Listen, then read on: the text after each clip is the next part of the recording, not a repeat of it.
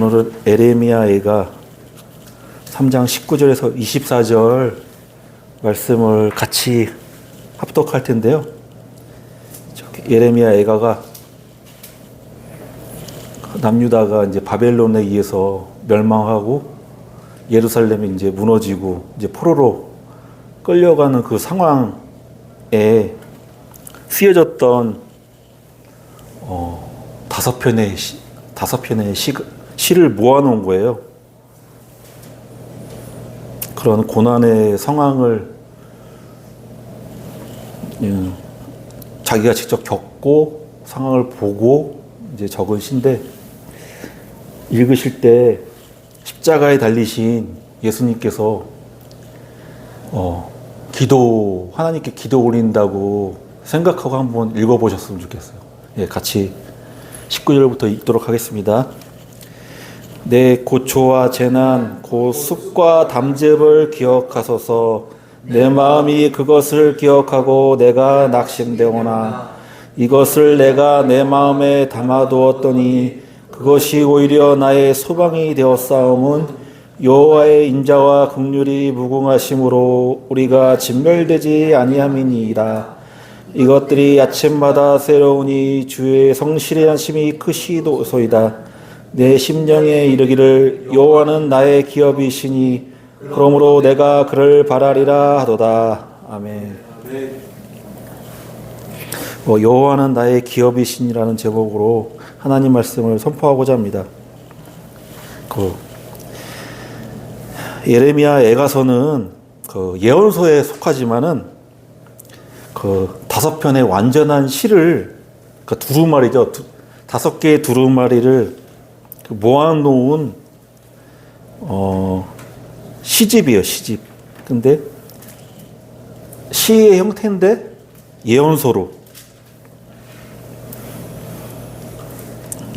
다루기도 하지만 시편 아가서처럼 시가서에서도 다루기도 합니다. 예. 그 지혜서는 욥기, 잠언, 전도서가 있는데 모세오경 플러스 역사서는 간략하게 말하자면 하나님의 행동을 보여주고요.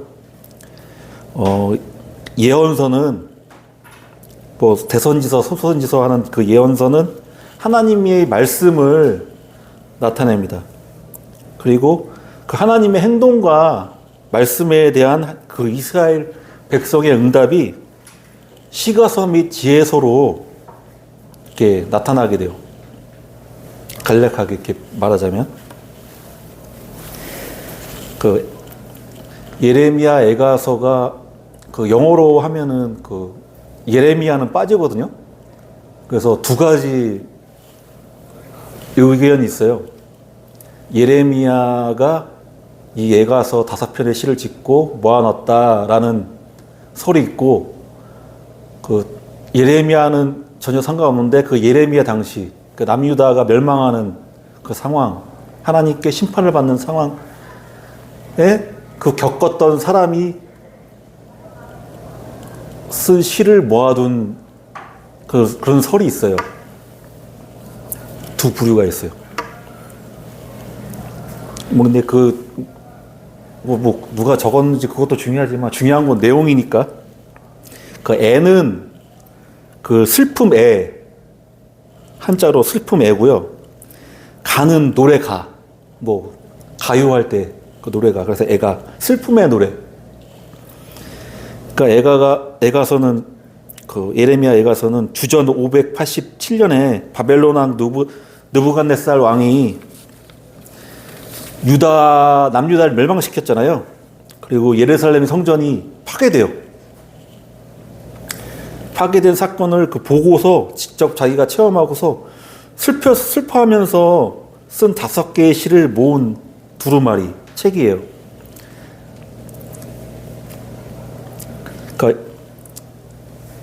예레미야 애가 5장을 간략하게 요약하자면은 1장은 유다 백성이 예루살렘이 멸망했기 때문에 통곡하는 장면이 있고요.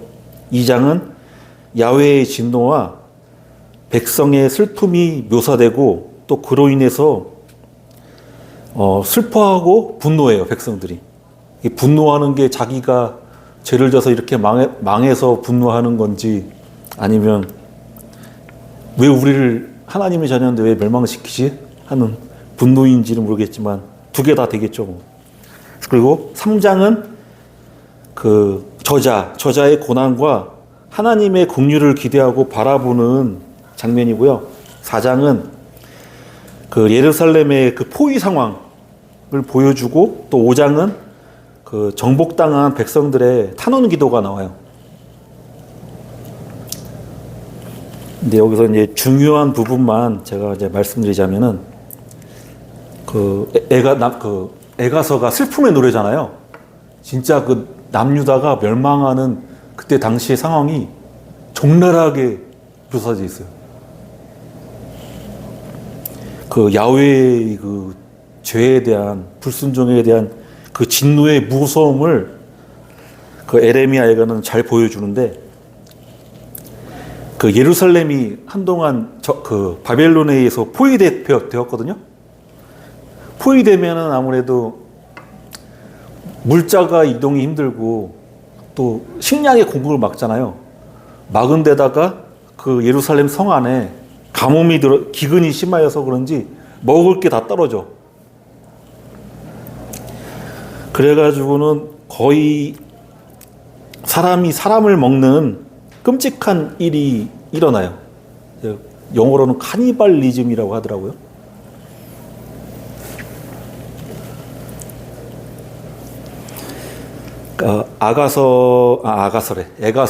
에레미야 에가서 2장 20절 상반절에 주께서 누구에게 이같이 행하셨는지요?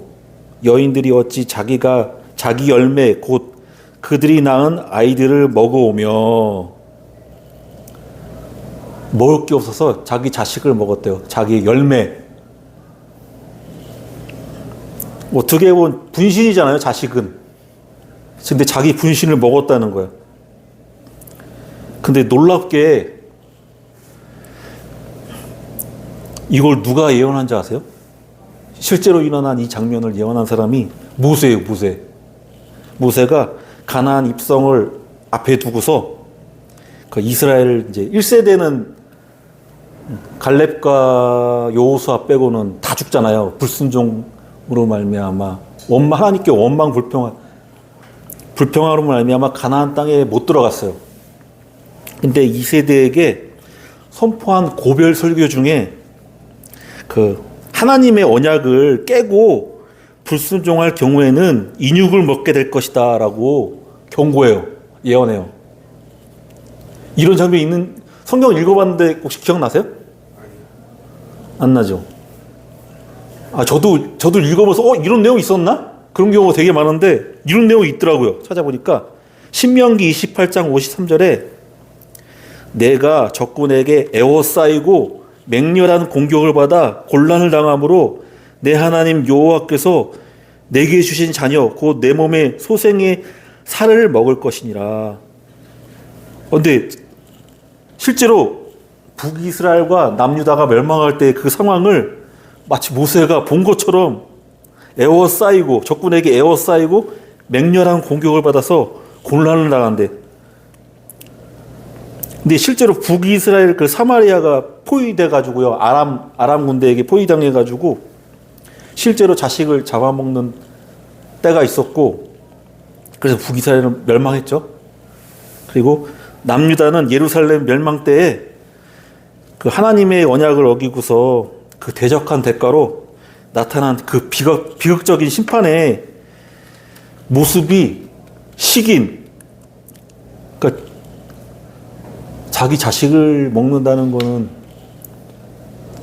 거의 인간성이 파괴된 상태를 말하잖아요. 상징하잖아요.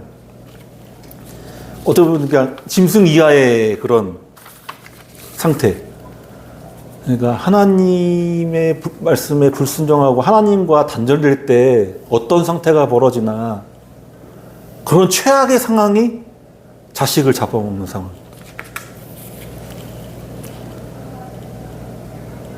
근데 이상하게 그 되게 기시감이 드는 게 기독교를 조선시대 때 막 기독교를 믿는다고 하면 저 종교는 시기한 종교 아니야? 이렇게 오해받았잖아요. 왜냐하면 예수님이 살과 피를 먹는다니까. 되게 이런 사건이 되게 의미심장해요. 그냥 있었던 사건은 아닌 것 같아요. 제가 느끼기에는. 그 죄인이 자녀의 살을 먹어야 하는 그 심판과 저주를 하나님께서 끊기 위하여서 독생자 예수님을 이 땅에 보내어서 하나님이 자기 독생한 아들을 그 예수 그리스도의 살과 피를 내어주시는 은혜로 바꿔주셨어요. 심판을 은혜로. 그 구약시대의 그 인육을 먹는 거는 내가 잠시 살기 위해서 내가 죽는 게 아니라 남을 죽여서 자신의 그런 삶을 조금이나마 이어갔잖아요. 이런 저주, 그러니까 심판을 당했잖아요. 근데 하나님께서 이런 심판을 안 당하기 위해서 예수 그리스도를 보내주셔서 남을 죽인 게 아니라 예수 본인 자신을 죽인 거야. 그래서 자기의 피와 살을 남에게 줘서 자기는 죽고 남을 살리는 이런 역사가 일어난 거죠. 그러니까 심판은 자녀의 살을 먹는, 그러니까 생존을 위한 처참한 범죄에서 예수 그리스도로 인해서 역전된 거예요. 하나님의 아들의 그 살을 먹음으로써 영생을 얻게 됐어요. 영생. 그리고 에레미야가 19절에 숫과 담즙을 기억하소서 할 때 이게 숫과 담즙이 이스라엘 유다 백성이 당하게 된 진노와 고통의 쓴잔을 말하거든요. 근데 아까 제가 십자가상에서 예수님이 하신 기도라고 한번 생각해 보라고 했잖아요. 예수님께서 십자가에 고통당하셨을 때 쓸개탄 포도주를 이렇게 드셨잖아요. 이게 생각나게 하더라고요. 그런 진노와 고통의 쓴잔을 예수님께서 원래 우리가 먹어야 되는데 예수님께서 마심으로 말미암아 또 예수님께서 자기 몸을 찢어서 예수 그리스도의 보혈, 포도주를 내 피다 하면서 나를 기념하라고 했잖아요. 예수님의 보혈은 죄사함과 축복의 잔이에요. 그래서 에레미야 애가에서 예루살렘이 멸망한 이유는 말 그대로 유기, 하나님께서 이스라엘 백성들을 버렸기 때문이에요. 그러니까 하나님의 보호가 떠나자, 하나님이 떠나시자 인간은 짐승보다 못한 상태로 전락한 거예요. 희망이 없죠. 그러니까 희망이 없고 절망 가운데. 하지만 하나님께서는 계속 이런 상황에 머무르기를 원하지 않으셨어요. 그래서 하나님의 아들 예수 그리스도를 십자가상에서 마치 그 애가에서 유기된 이스라엘 백성처럼 하나님께서 독생하신 예수 그리스도를 유기했어. 십자가상에서. 그래서 예수님이 십자가상에 이렇게 말씀하셨잖아요. 엘리 엘리 라마 사박다니, 나의 하나님 나의 하나님 어찌하여 나를 버리셨나이까. 원래는 우리가 버림받아야 되는데 우리를 살리기 위해서 하나님의 아들을 버리셨어요. 유기하셨어요. 그러니까 죄 없는 아들이 독생하신 예수 그리스도께서 철저히 버림받음으로 심판 아래에 있던 우리가 다시 하나님께 받아들여지는 입양이 일어났어요. 입양. 우리는 예수 그리스도로 말미암아 하나님의 자녀로 입양된 거예요. 그래서 다 하나하나가 하나님의 자녀예요. 이런 역전이 일어났어요.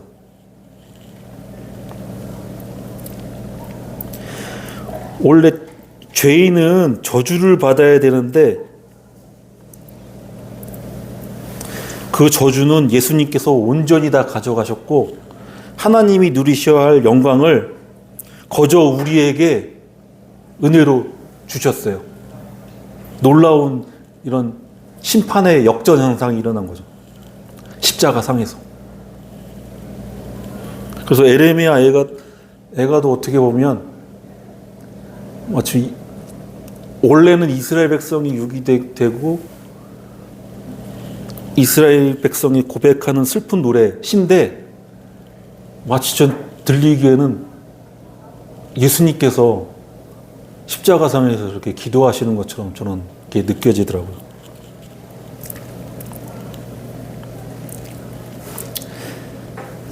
그래서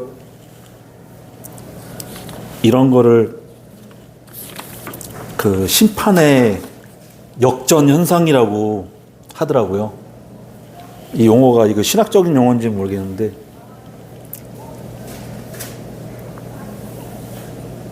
이런 십자가상에서 우리가 당해야 할 일을 예수님이 당하시고 우리는 구원받고 은혜받고 하나님의 자녀로 입양되고 그 놀라운 역사가 일어난 거죠. 근데 창세기 때부터 원시 복음에서도 여자의 후손이 그 뱀의 머리를 깨고 너는 발꿈치에 상처를 입을 것이다. 십자가상에서 예수님께서 상처를 입으신 거죠. 하지만 예수님께서 사단의 머리를 깨트려서 사단 권세를 완전히 도말하신 거죠. 그러니까 전쟁은 이미 이겼어요. 그냥 잔당들의 이 전투만 있을 뿐이지.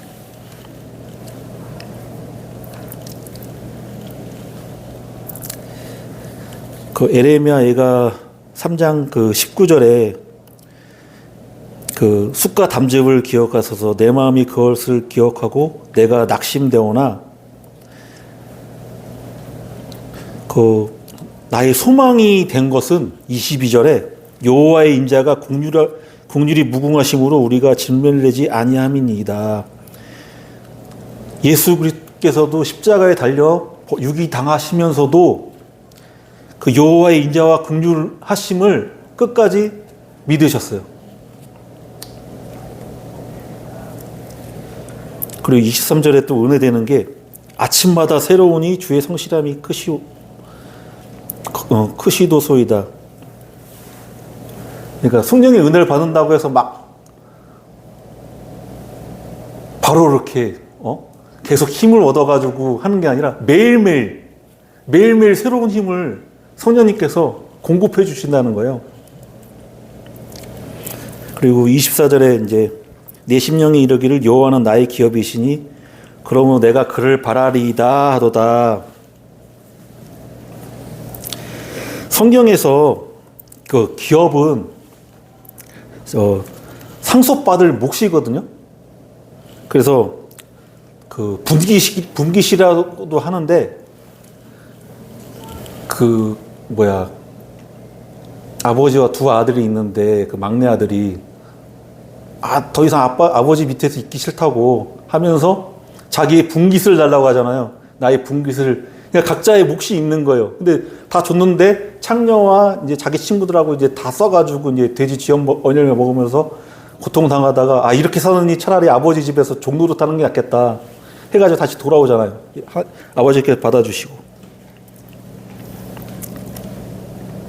그래서 이스라엘의 각 지파는 생계 수단인 땅을 기업으로 받아요. 땅을. 그래서 그 땅에서 이제 일구고서 이제 자기가 이제 먹고 살고 하는 거죠. 근데 다 기업을 주시는데 레위 지파만은 성전에서 봉사하게 하셨어요. 하나님의 일을 처리하고 이제 일을 하는 거죠. 레위 지파가. 그러면서 왜 분깃을 안 주시냐? 하나님께서 직접 이렇게 말씀하셨어요. 내가 내 기업이다. 하나님이 곧 그 레위 지파의 기업이에요. 분깃이에요. 산업이야. 먹고 사는 길이야. 하나님이. 근데 이 에레미야 애가 24절에 보면은 내 심령에 이르기를 여호와는 나의 기업이시니, 왜 이런 말이 나왔을까요? 눈으로 보이는 남유다가 멸망했지, 예루살렘 성전이 무너지지, 제사는 다 뺏기지, 심지어 자식까지 잡아먹지. 눈에 보이는 거는 싸그리 다 뺏겼네? 나는 아무것도 없네 이제? 하다가 이스라엘 땅 성전 재산 사라졌을 때 내 영안에 눈을 뜬 거예요. 아, 결코 빼앗길 수 없는 하나의 기업이 있는데, 하나의 소유가 있는데, 그것이 바로 하나님이다. 하나님을 발견했어요.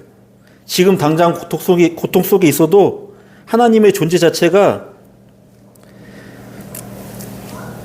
나의 재산이자 생명이라는 확신을 가지고 하나님을 바라고 소망을 품을 수 있게 된 거예요. 에레미야의 저자가. 예레미야일 수도 있고, 뭐 예레미야 당시에 어떤 선지자일 수도 있고.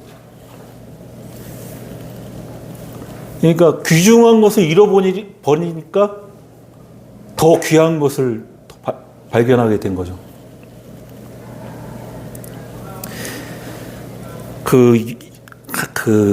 여호와는 나의 기업이라고 했는데, 이 기업의 특징이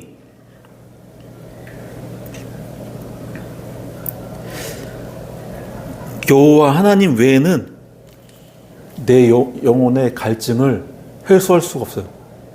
인간의 속에는 빈 공간이 있는데, 돈으로 채우고 물질로 채우고 암으로 채워도 그 텅 빈 공간을 채울 수가 없는 거예요. 아무리 집어넣어도. 뭐 재산이 100조, 200조가 돼도 채울 수가 없는 거야. 근데 오직 한 분, 하나님만이 그 공간을 채우실 수가 있어요. 그래서 내 영혼에 갈증이 없는 거죠. 저는 시냇가의 신김나무가 시들주적 가시를 맺듯이 계속 성령님이죠. 성령님을 공급받으니까 부족함이 없는 거예요. 그러니까 환경이 변해도 무너지지가 않아요. 왜냐하면 하나님 한 분으로 충분하니까. 그리고 세상의 기업은 뭐 문화재도 그렇고 항상 뭐 꽃은 시들고 꽃은 시들고 푸른 마르나 여호와의 말씀은 영원하다고 했잖아요. 그런 것처럼 세상이 눈에 보이는 것은 언젠가 다 사라지는데, 낡고 사라지지 않는 것은 바로 하나님이라는 기업이에요. 하나님이라는 기업. 하나님은 영원하시다. 그래서 그 하박국 선지자도 무화과 나뭇잎이 마르고 무화과 마르고 외양간에 소가 없어도 난요로 인해 즐거워하겠다. 그분은 여호와는 나의 기업이라는 확고한 믿음이 있으셨던 것 같아. 그래가 그런 고백을 하신 거죠.